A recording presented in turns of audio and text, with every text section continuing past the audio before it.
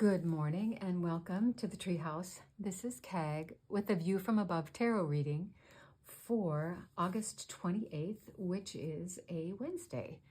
And so welcome. This morning we're going to be using the Centennial deck, and we're going to be doing a reflective reading for this morning. And I did deeply shuffle before I started the video, but I'm going to just shuffle a little bit more before we lay these out. So a reflective reading this morning for you. Today is the day that Mercury goes direct. So Mercury retrograde is over. And as I reminded us all yesterday, the astrologers say that the shadow of Mercury retrograde hangs in there for a little while. So be prepared for a couple other little snafus as we kind of exit this whole energy. So we are using the Centennial deck, as I said this morning. Remember that this reading is for the collective, and so if it does not resonate with you, leave that part and take what helps. And it is for all of us, including me. So this morning, this is where we are. And that is a feeling of great abundance. This is the Ten of Pentacles, and the Ten of Pentacles, it comes at the end of the minor arcana of Pentacles, where we have worked really hard to get where we are. And this is family and legacy and all the riches of an abundant life. As happy as this card is, many other readers will refer to this card as the card of financial legacy, right? Inheritance cards or some kind of found money. But really, we've got an old man here, a middle-aged couple here, and a little person here. And we're really talking about the abundance of all of the resources that we have in our family, and a recognition that we've worked really hard to get wherever it is that we are. In this card, I do want to point out this tower that's right here, and the tower in the major arcana is burst by lightning. And so one of the sort of the darker sides of this particular card is the fact that there is always a structure that's going to change, that we cannot rely always on things staying the same. And so that's just a little warning in this card to say, yes, you have arrived. We have arrived at this really happy place, but just know that things change. And that is the reality of living a human life, is that once we think we get someplace, nope, things are going to change. Now, it's interesting to me that yesterday we had the Ten of Cups, and now today we have got this Ten of Pentacles. Again, that's the end of a cycle. And when a cycle ends, there is integration that has to happen, and that is what this card is, which is the card of for many people, success. It is recognition. Certainly, he is riding on a horse. It's not a real horse. It's what they call a mummer's horse. He is riding on the backs of two people in a costume. And so they are in some kind of a parade, and he's being lauded by these people who are marching beside him. But he's on top. He's got the wreath on his head and on that wand also. So he is perhaps the chief of the parade, or he has done something that has made them all so very happy that they are lauding his either return or his journey to go do something. The other meaning of this card is a 6 card, and so that is an uneven relationship, and that sometimes when we are successful, and that's a success card, right? We are successful, we don't feel it. That's the whole imposter syndrome. We worked really hard to get here, but we don't feel like we deserve it or whatever. And so to think just about being okay with having been successful, right? And sometimes we have to pretend on some level, we have to work ourselves into that confidence that comes with having been successful, because we don't always feel it. So that needs to be integrated into this successful conclusion of whatever that endeavor was. The Strength card the root card, the subconscious card, that is some doubt about this conscious sense of imposterhood, if you will, about this success. Do not let this get you down, right? Oh my gosh, did I really succeed? Or, oh, now what's going to happen? This is the card of the middle of the night anxiety.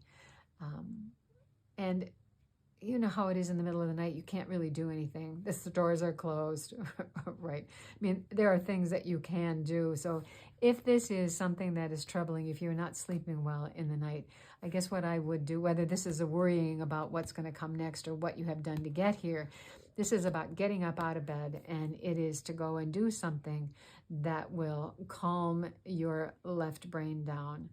I promise I will put a left brain, right brain video out there.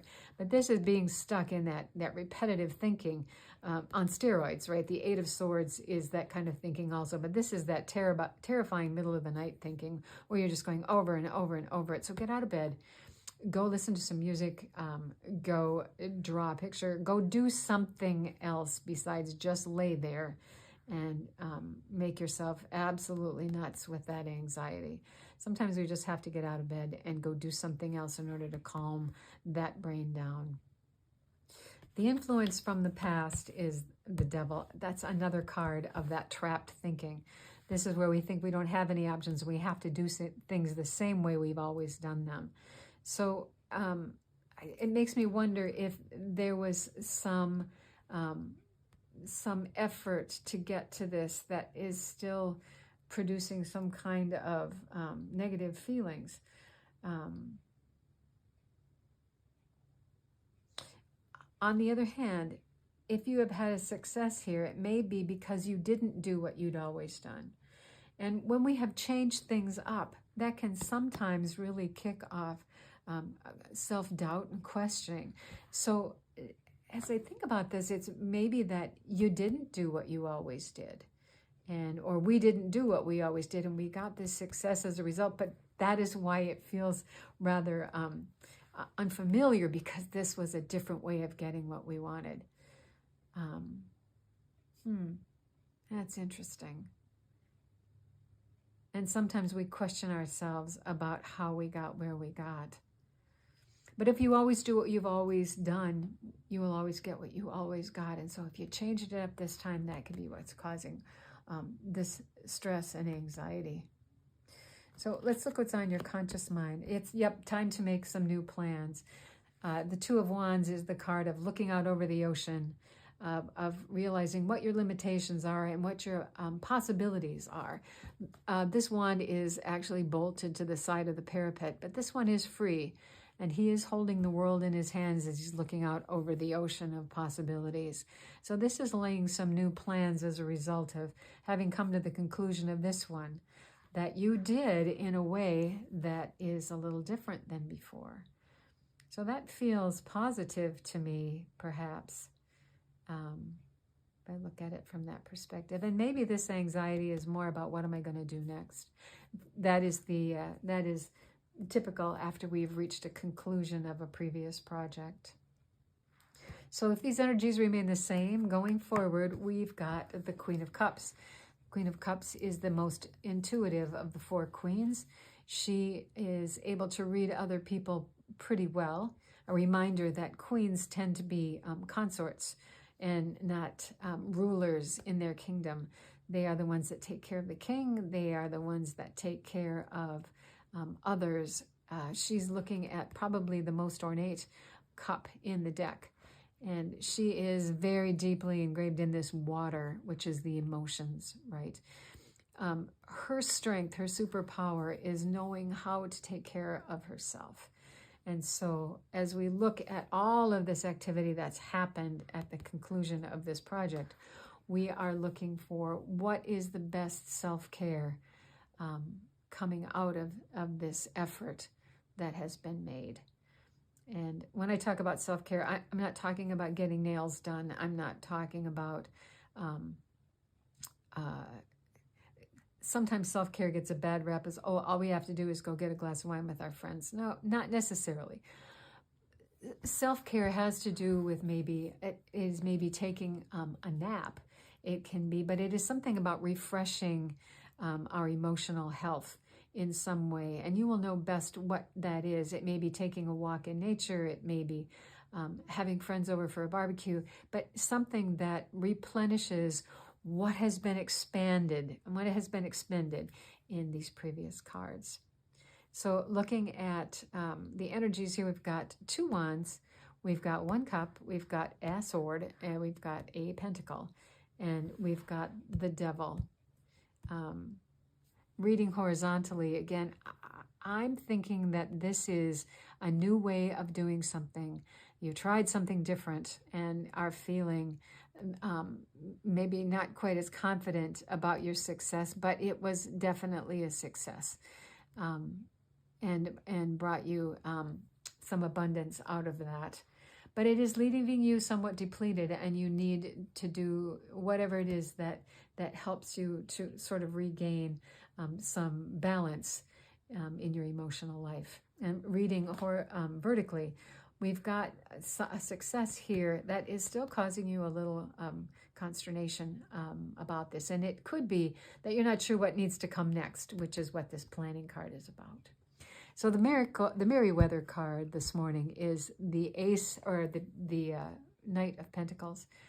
So he's got a new project. The Knight of Pentacles is somebody who's ready to take on something on behalf of the King. The King of Pentacles is the guy that directs all of the resources. And so this is a card of action, but it is slow and steady action. So whatever this new pentacle is going to be, because the Ace comes after the 10, this is a slow and steady start, and that really dovetails nicely with the planning card here. Yeah, he is standing still. So maybe to take a breath and look at what it is that you need to backfill what's been expended here before you start off on this new project. I think yesterday we had the 7 of Cups, which is, what do I want to do next? And so this actually dovetails nicely with yesterday's reading. So that's what I have for you this morning on the 28th. And I hope that if this reading resonated with you, that you can like, share, and subscribe for the channel. But as always, it is a collective reading, so it may not resonate with all of you, but take what does work and leave the rest. And I will invite you to come back to the Treehouse again tomorrow for another View from Above reading. Blessings.